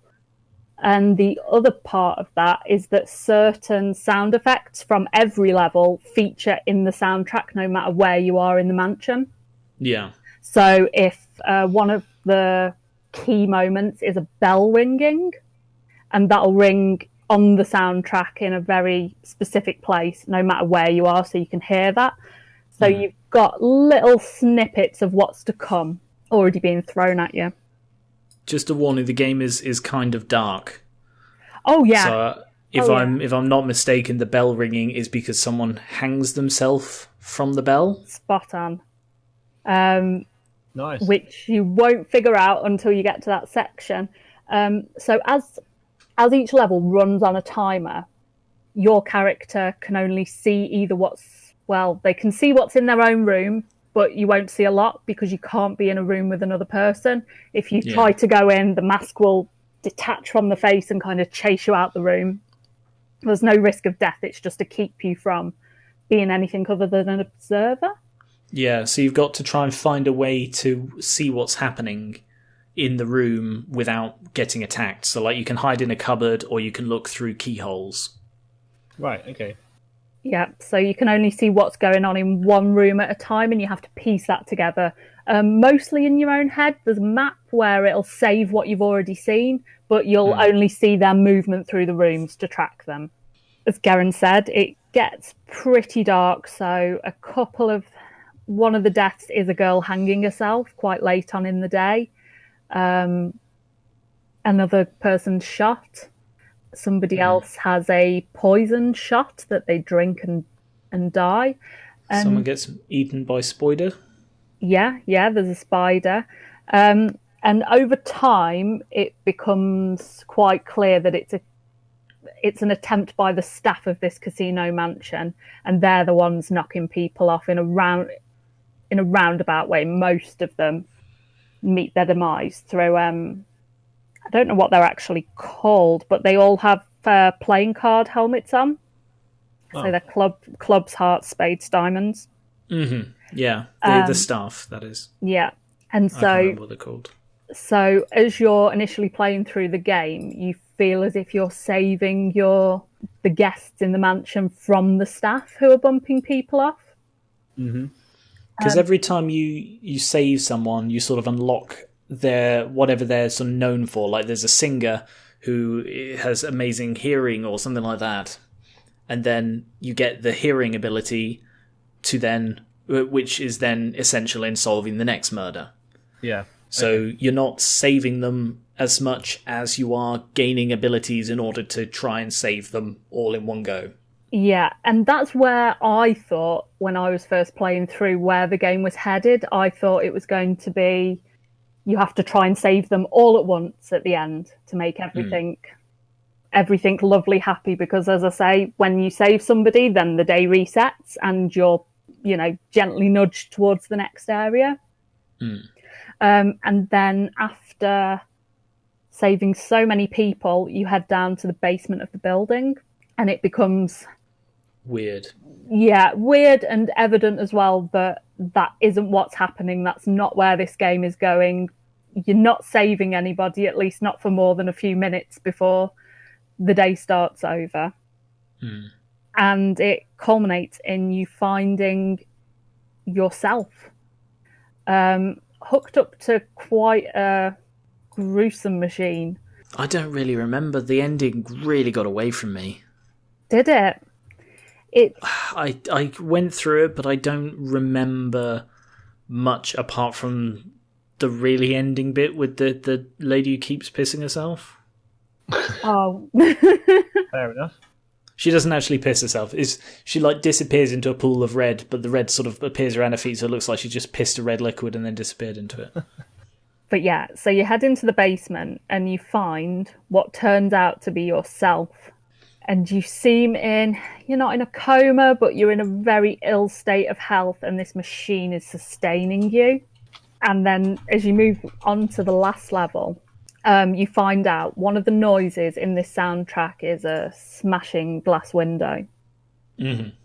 And you figure that somebody's going to die by falling out of a window.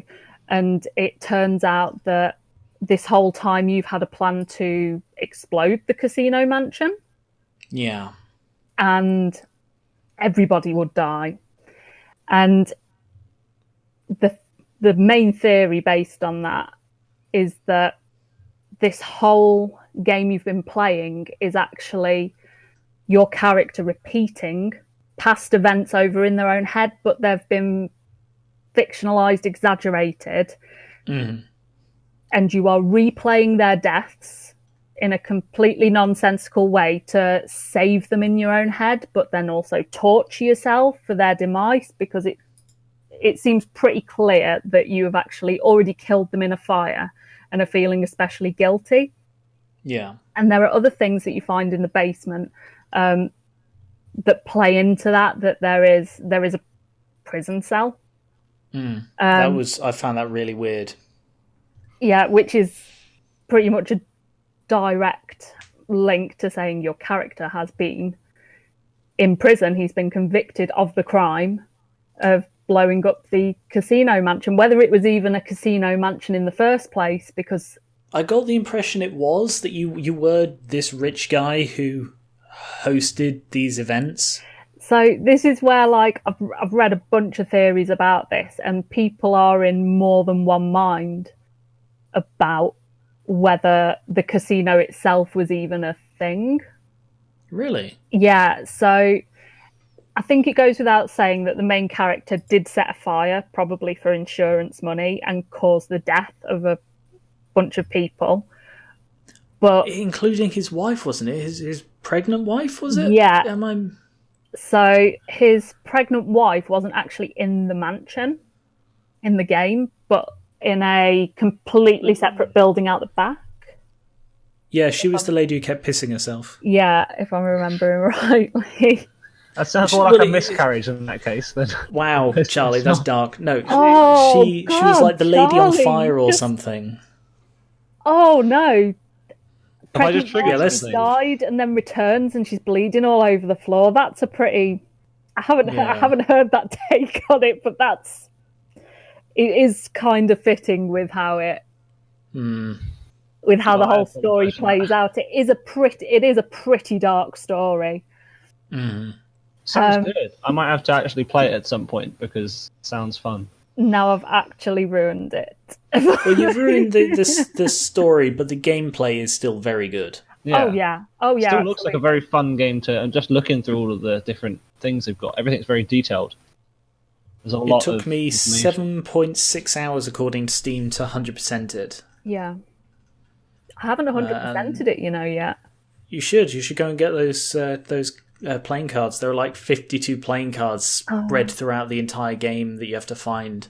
So at the very ending of the game, and I can't actually completely spoil it because I haven't seen all the endings. I have. If there are endings. Because at the point I stopped, I didn't feel like I could go back because it really took me aback, just how the story pieced together. I haven't done it justice. I don't think anybody could just speaking about it. You have to experience the whole thing as one, because just the soundtrack, I know Geran's not mad on the art, but the soundtrack, the art, the design, just the act of spying on the situation rather than directly interacting with any of the characters, I find really appealing, if I'm honest. That's become a big theme in games I'm into these days, is just spying on people. There were 3 endings for the Sexy Brutale. I'm guessing one of them is for getting the 52 cards. Yeah, that one's probably the least canonical. Right. And it's something like you have a gambling addiction.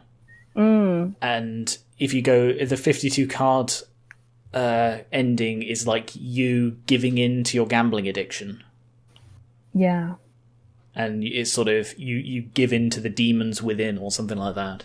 Yeah, so I have read about that ending, and the theory behind that is that So each conclusion, to the best of my knowledge, is how your character decides to deal with their guilt over killing these people.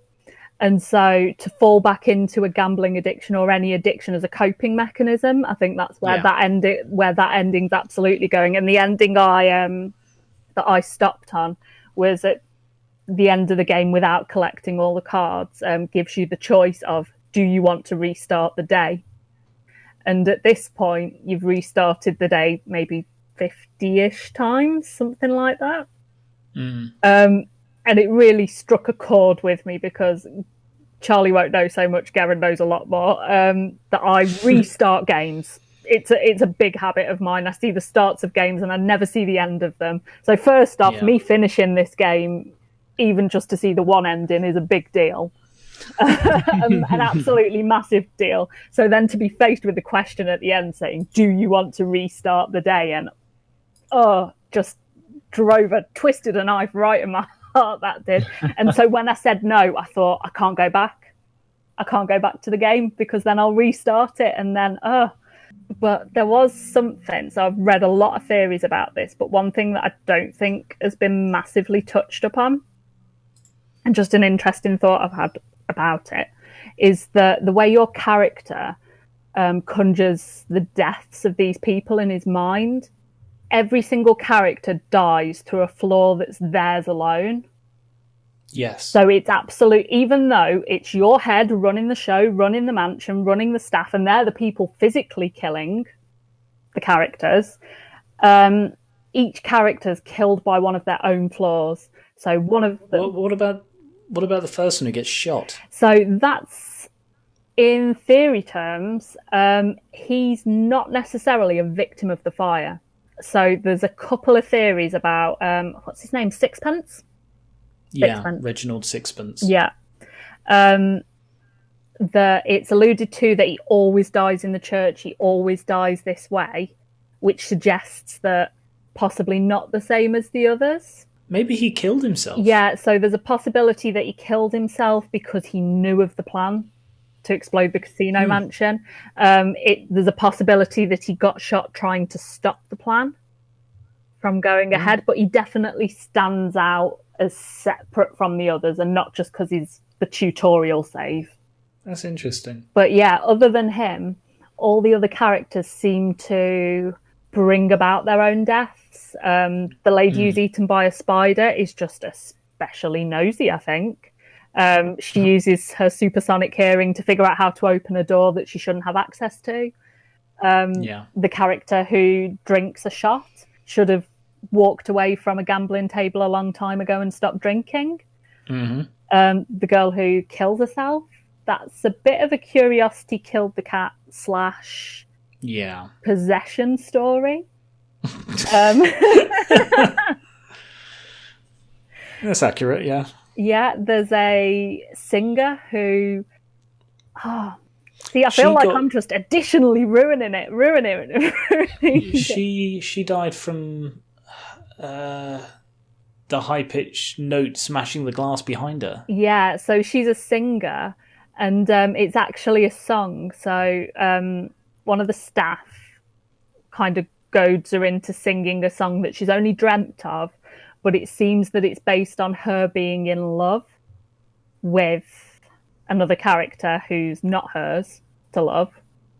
And so it's her own lust that kills her in a way because she's singing... I'm trying to think of the lyrics off the top of my head. It's quite a vengeful, mean, hatred-filled song when you listen to the lyrics of it. I'll see if I can find it. Keep going and I'll see if I can find it while you're talking. Yeah, 2 other characters are killed while stealing.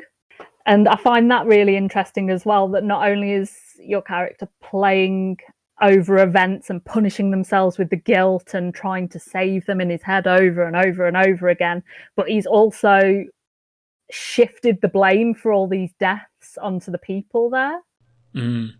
It's Tequila Bell. Tequila Bell. I love the soundtrack for this game so much, and I don't know who voices Tequila, but is an amazing singer. She'll start singing Shattered Hope I'll Google that. Yeah, I'm not really much of a story game player. I tend to do sort of freeform stuff.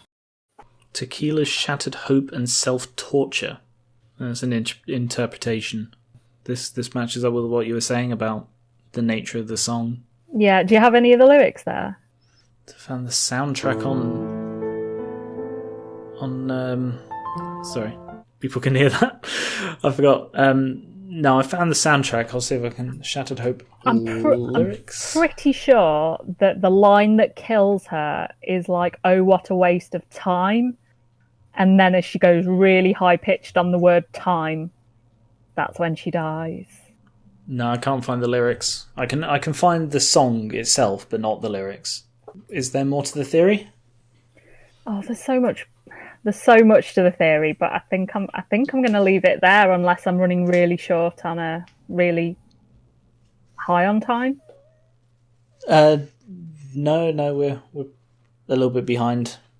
We're a little bit behind. Which way is that? No. If you call it there, then we might be able to make our deadline. Yeah, okay. I'll tell you what, I'll call it that. We need to work out what the terms will be for what everything means. So if we're behind time, it means we've spent too long on the sections or something. Yeah, we spent double the time I allotted for what's new. Yeah, but everyone loves what's new, so it is. And I feel like we didn't. I feel like we still didn't cover the most important part of what was going to be new, Geran. Yes, I did actually write this down in the notes, didn't I? Hazel talked about AI Dungeon last time in Nostalgia, it must have been. And I at least dismissed it essentially out of hand because I thought, well, that doesn't really sound like my kind of thing. I don't really have anything to say about it, so let's just move on. Hazel has requested that I publicly say Hazel was right, AI Dungeon is fantastic. I've done a live stream on it, and I've been playing it, well, not so much the last couple of days, but I did play it rather obsessively for like a week and a half, and it's a fantastic thing. And thank you, Hazel, for informing me it exists. Well, I'm glad we got that out of the way. Yeah. So, debate time. Yes. Yay! The Good Place on Netflix. What a good place it was. So, Hazel and I have seen the entire thing. Charlie, you have not seen season 3? Haven't watched season 3. I got started in it, but then was kind of like, this is not the same as it was at the start. I don't like this as much. No, I stopped watching. So, spoilers for The Good Place. This is a very spoiler-heavy podcast, but there's no way we can discuss this in the detail I'd like without spoilers. Fair. Just jump straight into it. I'm good to hear whatever. And Okay. anyone who's listening, just go and watch all of The Good Place right now. And you got 3, 2, 1. Okay, I didn't like it. Really? I do not like it at all. I found it profoundly disappointing. The disappointment began in season 1, compounded in season 2, and then it just shot itself in the foot and died in season 3. Fair enough. I liked season 1. Didn't like season 2 quite as much. And then season 3, as I said, I was immediately like, nope, I'm off. Bye. Just, yeah. I definitely agree. It got weaker as it went on, but I feel like it was so strong in season 1 that it was still pretty good right to the end. That was how I like the concept. I like the lore of the heaven and hell they were building. Yes, that was nice. Then, essentially, the season 1 twist was, lol, we made all this lore up, it isn't real. Mm-hmm. Which is confirmed later on that stuff like the soulmates and all of that, complete bullshit. So, the other big problem I have, and it's time for the obligatory every podcast reference to Deponia Doomsday, it did the taking characters back to a previous version of themselves thing, and I don't like it in Deponia Doomsday. I don't like it in Avengers Endgame. I don't like it in this. Because when you take a character back to a previous version of themselves, they're not the same fucking character. No. And they haven't had the development. There were a couple of times in like season 2 where I've forgotten her name. I was about to call her Elle because that was her name in Heroes. What's the Eleanor? Eleanor, the main thank you. character. It was, it was Elle, wasn't it? It was, Kristen Bell played a character called Elle in Heroes. Anyway, Eleanor. There were a couple of times where they had their memories returned, and like by the end of the series, they'd all had their memories of the entire thing returned. And they that didn't meant seem that different for it, did they? They didn't. And they should have. And it's because they wrote themselves round in so many fucking circles with the memory wipes. That I do think that they did do that, yes. That was something that occurred. But I mean, I didn't mind it so much until they went back to the elves, and I was like, no. Went back to the what, sorry? Their Earth selves. So back when they were put back. Oh yeah, that was bad. I was like, why are they here? This is not the point of what I'm watching it for. The point of me watching it was to see all the crazy shit that goes on in heaven/hell. Yeah. So that's the point where I became not as okay with the resetting as well. I was really enjoying it when they were in the good place, bad place. I was really enjoying just the variations. It gave me a little bit of a parallel worlds feel to it, I guess. I did really enjoy that. What I didn't like is when that resetting stopped on Earth, because I feel like that was the most boring versions of the characters. The versions that made the least sense, because to say that they'd changed in the same way on Earth as they did in the good place, I don't think it didn't seem to match up. It's not the same type of experience. It felt like a really diluted one. Can I just ask, how does it actually end? Because I was about to come to that. So my two main problems are the ending, and Eleanor and Chidi. So I'll come to the ending. Eleanor and Chidi. Does anyone believe that relationship? Not really. At no point did I get any sense that yes, these two would actually work. Yeah, they worked. They worked when they were essentially forced together. You put two people in a box. I'm sorry, but they're probably going to have sex. But they're not a good relationship. No. They're not compatible. The other thing, when you said that, I was just trying to flash back to my head. When did they get together? And then it occurred to me that their first getting together was essentially an off-screen moment. Yeah. Eleanor starts falling for Chidi from our perspective when she sees a video of her having already fallen in love with Chidi. Yeah. And then they have to fill in that gap, and then she spends like 10 different... This was halfway through season 2. And then they spend like 10 reboots being like, oh, are they going to get together? Are they not going to get together? I don't give a shit. Yeah. And then the entire third season is Eleanor being like, oh, I'm not with Chidi, but this is for the best of humanity. Oh, I will get back with him one day. No one gives a shit. I certainly don't. No. Now, Janet Jason, I did care for that. I did care for that. I guess, yeah. I like Janet. She was easily the standout part of the entire series. Oh, yeah, I did like Janet, yes. And frozen yogurt. I really liked the guy who was obviously the demon, who was supposed to be the architect of the whole neighborhood. He annoyed me. Really? I really liked him. I liked him in the first season when he was just kind of like a naive dude. I liked him less so when he was an evil demon, and then more so when he came back to being on their side. Is this Michael? Michael, that's his name, yeah. Yeah. Okay, so I absolutely love Michael, but I thought he played it very well. I'm a little bit in love with the actor as well. Okay, yeah. Just everything he's in is just a shining sun to me. So I've got some bias goggles on, but no, I think he did a good job. The actor did a good job portraying him well. I have a bit of an issue with characters betraying, doing betrayals in TV shows.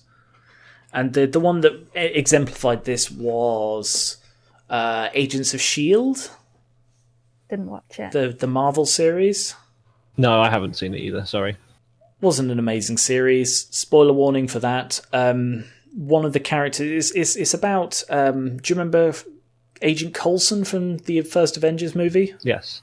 Who died? Mm-hmm. I do remember him, yes. The Agents of S.H.I.E.L.D. series is about him and his team. He's brought back to life, and it's about them dealing with the aftermath of the movies, essentially. Oh, okay. I didn't realise that was exactly what it was. I knew it was something to do with him, but I didn't realise he got brought back to life and things. Yeah. So he puts together a team, and they do random adventures of the week. And then, like, 3/4 of the way through season 1, the events of Captain America Winter Soldier happens, and Hydra emerges and destroys S.H.I.E.L.D. Right, yep. So one of the members of their team turns out to be a member of Hydra, and then betrays them, tries to kill a load of them, and he's essentially the villain for the next, 3 seasons. It was a bad twist. It was a good twist, but it was a bad twist because when you have a character who turns traitor like that, who goes from acting like someone's best friend and is secretly their enemy, the problem is an actor always struggles to portray it properly because they're acting both times. Mm-hmm. You never get the sense of they are struggling to maintain their disguise. And that's part of because they want you to not guess ahead of time. But at the same time, it makes me suddenly go, well, they were clearly just acting bad and now clearly just acting good and now they're just acting bad. It's a thing in my mind that it just disconnects. Yeah. But I got that from Michael as well. He was too good an actor at being good. So I don't get that feeling, if I'm honest. So I've watched The Good Place more than once. It's become something I leave on in the background just because I know it so well that I don't need to watch. Mm-hmm. And in rewatching it, obviously when you know the twist, you can see it coming. But rewatching his performance as Michael, I feel like his performance, but as well the writing, does lend itself to, once you're looking for it, you can see him struggling in certain places. I'm trying to think of a good example, but you can see that he's thinking on his feet. Whereas originally you think, oh, he's thinking on his feet because these people are kind of nuts and crazy, and Eleanor doesn't belong there. When you rewatch it with the knowledge that it is the bad place, you can see him scrambling to think his way around it in a different way. You also see when you rewatch it just how much everything is planned to make it look like they're in the good place. And it does feel like they're in an act. Like the very start of season 1, watching it again, you're like, this is all fake. And it's all just one huge act, and he's just an actor. And you're kind of like, ha ha. The first time I watched this, I had no idea. I was completely sold on the fact that it was the good place. Same. To me, that was when I started going off it. I liked it until the twist that it was actually the bad place. Mm. Would your ideal version of that show be a continuation of it being the actual good place then? I think that's more interesting. If it genuinely is a cosmic fuck up, and the results of that, and everything you see is sort of the situation and the reality of the afterlife, and it's how this one cosmic fuck up causes a domino effect and affects the entire afterlife, would have been more interesting to me than 4 people who are being tortured in hell. But the other big problem I have, second big problem I have is the writing was very cliche in places. So all of the people in the bad place are very rude, obnoxious, enjoy fart jokes, whereas everyone from the good place are so polite and bureaucratic they get nothing done, but are really complimentary about everything. That's beginning level writing for Heaven and Hell. Mm. And I feel that at least it was better. That's why the original, what looked like The Good Place, was more interesting to me, because they weren't just, oh, you look lovely today, standing there covered in shit. Would you like a seat? And you're like, I don't know where I'm going with that. But, the point is that it isn't perfect. it doesn't look perfect at first. And yet there's the idea that it could have been perfect. Would it have been perfect without the fuck up? But then when you immediately go, when you eventually go, actually this is all staged, it's all built like this, then it just takes away a lot of the interest for me. Because suddenly you don't have an interesting base of lore other than the fact that there is a good place and a bad place. It takes away It just everything resets it. You lose everything you know in place of basically just a blank slate again. You're kind of like, well, now I've got to piece together all of that lore again using the new information. And all you're left with is the characters. And honestly, the only likable character for me is Janet. And maybe Who's Jason. a robot. Oh, Yeah, I but Janet do was love fun. Janet, though. No, I like Janet. I thought Janet was awesome. And Janet and Still not a Jason girl. was also good. Yeah, Jason was a bit up and down. On Earth he was intolerable, but the rest of the time he was kind of entertaining. But the big problem I have is the ending. So the way it ends is they prove that the current good place bad place situation is broken. Oh yes, I was going to mention about the sort of contradictory plot hole they had, where doing good things, but you see, I'm not sure it's actually right. I'm getting a bit confused for myself. So essentially, they all go to the bad place for various reasons. Eleanor because she's an incredibly selfish bitch. Chidi because he made everyone sad by being too indecisive, I guess. Jason because he was a drug-dealing pillock. I'm from Florida. I'm from Florida, apparently. That just... Again, you can't be sure that actually had anything to do with it.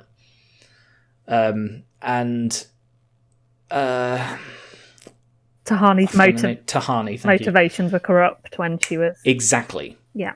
That creates the plot hole.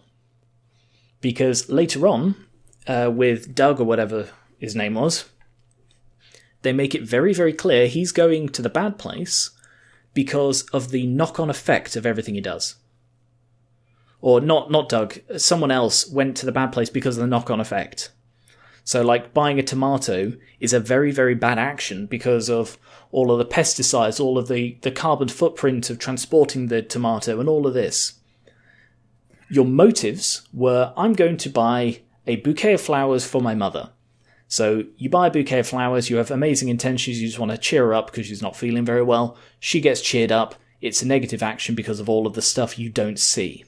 Yeah. That's a bit... However, kind of... you can't have it both ways. So I see where you're coming from, but I don't think they have it both ways. So this is how I view it. When you talk about the four people and why they're in the bad place, I think the explanations they're given are given by people who don't really understand the point system. I suppose. I think it's kind of established that Michael doesn't understand how anybody really ends up in the bad place.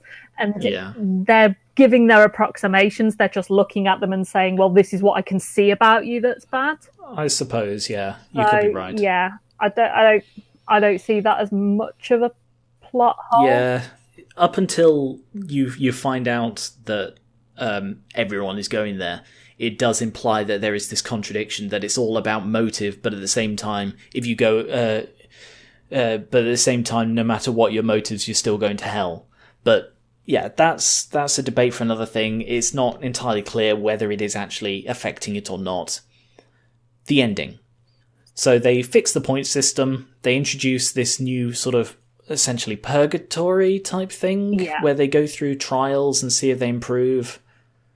And then they go, a load of people get into heaven, the good place, paradise, including all the main characters. And then they have a problem. They get bored of paradise. And they try and think, how can we overcome this problem? And I think they could have scrapped the entire last episode, which was basically they solve the problem and then you just see what happens to everybody. But at that point, I didn't care. Yeah, so as the last season was coming to an end, there seemed to be a bigger gap between the release of the episodes. I don't know whether that's just because time wasn't moving linear for me, or if they did space them out more. But every episode, maybe the last 4 episodes or so, I ended each one thinking that was the end of The Good Place. I wasn't aware there was more episodes coming. Yeah, I can understand that. Because it did, every episode for the last half of season 3 did have a real finality to it. And that's where it let down for me, because it happens with a lot of shows. Like, it's not easy to wrap anything up in an episode anyway. Yeah. I can't think of that many shows that have wrapped up to my I genuinely struggle to think of more than maybe 1 or 2 that have good endings. Yeah, same. Because I don't think, if it's a self-contained story that's just like 1 season, you can wrap that up the same way you would a film. But with a longer series, especially when a lot of the episodes, the characters are kind of standing in place story-wise, even if there's a few little changes, to wrap something up, it's more than what can be covered in an episode. But rather than just cramming all of that into the last episode, that feeling of, oh, we're rushing things along a bit, but we need to tie up the ends, it felt like that maybe the last 3 or 4. So when I thought it ended at, I don't know, the midpoint, and then another episode popped up, I did kind of take pause before I jumped into it, because I was thinking, well, what now? What now? I binged them all after they'd all come out. Yeah. So I didn't have the pauses between them. But I did watch like the penultimate episode or 2 or 3 episodes before that and think, well, that's got to be the finale, right? And I look and it's like, there are fucking 4 more episodes? What the hell are they going to do with them? Yeah. And the last episode was essentially how each character spends their time in heaven. Because the conclusion they came to, the way to fix people getting bored in heaven because they'd done everything, was provide them a way out. There's a doorway or an arch, and when you walk through it, your essence is completely destroyed and sent back into the universe. What the fuck is that? You start a new life, I suppose. A new human No, being. you don't. No, You're don't. gone. So the very last shot that you get is that the essence of Eleanor kind of floats back down to Earth, taps somebody on the shoulder, and makes them do a good thing. Basically, makes them do a good thing. So it turns into the little voice on someone's shoulder. So you basically become a part of somebody's conscience. Yeah. You know what I was crazy thinking as shit. Just when I was watching the penultimate episode, as they were like, but how can we find some way to overcome this problem of everybody doing everything? And someone says, what if you wipe their memories? And it's like, no, we can't do that. We can't do the same things, the same techniques we used in The Bad Place. Yes, you can. Yeah, that would be the obvious one. That's what I would use. Don't kill people. That's terrible. Well, they choose to kill themselves. Yeah, but just reset memory every 10 years or something. Well, you give a person the ability to reset their own. True, yeah, do that. So, and control it as well. So, like, instead of you, like, every 10 years wipes everything, instead you play Fallout New Vegas for the first time, and you're like, fucking hell, this is the best computer game I've ever played. Oh, Fallout New Vegas, that sounds interesting, I'll give that a go. Wow, this is the best computer game I've ever played. That would be a dream, wouldn't it? To experience your favourite memories for the first time. Yeah. That would be heaven, to be able to experience the best things you've ever experienced, I think, for the first time again. It also puts, the real Good Place is supposed to be absolutely perfect. Yeah. And if the point they make is that your relatives or loved ones or friends or celebrities or important people you wanted to meet have decided to check out before you die and get there, bam, imperfect heaven. They introduced a death state into the afterlife. They did, yeah. And I think the reason they did it was so that the series could end. But I don't think they needed that last episode. I think if they'd said, you can reset your memory at any point by clicking your fingers and wishing it. And they could have all gone, excellent, we get to spend eternity together. And then they just ended there. We don't need to see how Eleanor and Chidi spend eternity together. honestly, I could not have given less of a shit. No. To be fair, you could have done it where, you get the option to reset your memory, and then you just do a click and you go back to like the beginning episode of all of the series of her waking up in the good place again, but it's actually the good place. That would be a nice ending. That would wrap it up, I think. That would be a bit... Yeah, that would be circular. Yeah, and that'd make a nice... Because, so one of the other things that I took a bit of issue with is that they automatically got into the good place when it became an option for people to earn their way there. They didn't have to take a test like the other people because they all went, oh, well, you saved humanity, so, you're automatically in the good place. So those 4 were actually the only 4 who turn up at the good place. Still pretty flawed. Mm-hmm. Well, I suppose they have, or maybe they haven't because of all the resets. They could have learnt from their... Well, they have the full memory of every reset. They have the full memory of every reset, but their personalities were still pretty, apart from maybe Chidi, they were still pretty heavily weighted towards being their difficult being selves. Their original flawed selves. They had improved, hadn't they? But when you think the difference, say Tahani's parents end up in the good place, and they are the opposite of what they ever were, almost to the point of not being the same characters at all. Yes. Yeah. And so I did take issue that those 4 didn't have to go through that process because they were changed, weren't they? But not to the point of being perfect people. No. But if the entire thing had looped around at the end, back to the very start, that would maybe hint at that whole process being their test. Yeah, I think that would have been a much better ending. Theories, man, theories. That would have been so much better. That would have been good. But yeah, overall, I found it just disappointing. Well, I might have to watch the last series now because it sounds pretty disappointing, but at the same time, like a lot of interesting things actually happened.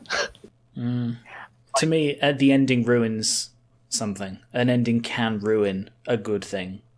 It absolutely didn't ruin it for me. I'm going to say that straight out. It's not like I can't go back and watch Game of Thrones, but I can rewatch The Good Place, no problem. I won't rewatch The Good Place, not because the ending ruined it, but because I just didn't like it that much. No. Now that I know that all of the, essentially, I've seen the lore it's going to do. I'm getting a bit of echo from Charlie's mic. Oh, sorry, that's probably because of the way I'm leaning. Now that I know sort of the extent of the lore they built, and I don't like it, I know, I have no interest in rewatching that. That's fair enough. So let us know your thoughts on The Good Place. And with that, we should probably wrap it up. Should do. We're not too bad out of time this time. No. And this is just a test, if we find we've got lots to talk about, we can run over 2 hours. There's nothing saying 2 hours, it's just that's the target we set for this one. Mm-hmm. So let us know suggestions for things we should check out, your thoughts on anything we talked about, like the Sonic movie. God, can you remember we were talking about the Sonic movie like an hour and a half ago? Any of that sort of thing, as well as suggestions for how we can improve. Suggestions. My voice keeps going really weird. I think I'm... sorry. Suggestions for how we can improve the podcast. Name ideas for Nostalgia Corner, debate, floor, theory time. We didn't have a Gurian Reaver this time. No, we didn't. But we don't always need a Gurian Reaver, because... No, we'll try and mix it up. You bagged on Showcase Cinemas pretty hard. Wow. That can count.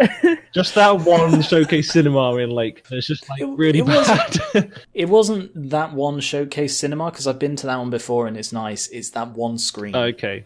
There might be other screens, but that one screen wasn't a good one. I mean, if they're in the process of upgrading, or even if they just upgrade the main one that they have, obviously you have one or two that are like the new releases come out. So the new, I suppose, but Age of Ultron. Now I'm going to be showed there, for example. There was a weird buzzing noise. I only noticed it during silence between trailers, but there was a coming from the screen. That's not good. That's not a good thing. No. And I didn't notice it during the movie because you don't get moments of actual silence in movies. No. But yeah, just imagine the coming soon to cinema. This movie. It's not good. Anyway, that's your mini Grurian Reaver. Hope you're happy with that. It would do. Right, thank you very much for listening. And thank you to Hazel and Charlie. No worries. You're very welcome. We'll probably be back next month. These are going to be about monthly. We'll see.